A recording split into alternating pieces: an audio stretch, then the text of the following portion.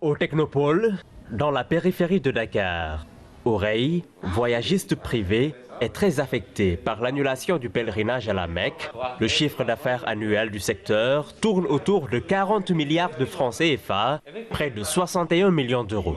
C'est toute l'économie du Hajj qui est à terre. Quand je parle d'économie du Hajj, je parle de tout ce qui est chaîne de valeur. Aujourd'hui, il n'y a pas que le déplacement de foule, il y a le transport aérien, il y a l'hôtellerie, il y a les locations de bus, il y a le commerce qui entre dedans, il y a le personnel qui a été recruté, il y avait les encadreurs religieux.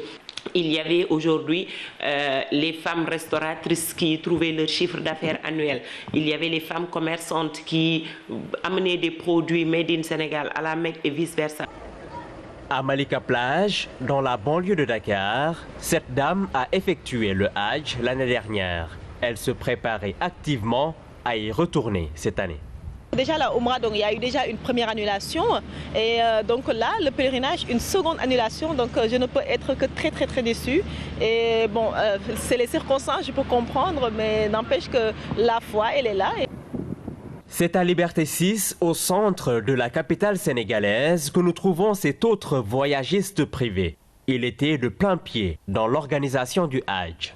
Pour une structure comme la mienne, qui a un quota de 20 pèlerins et qui avait demandé 3 500 000 à chaque pèlerin, ce qui fait une somme de 70 millions. Donc, mais le problème essentiel, c'est quoi? C'est que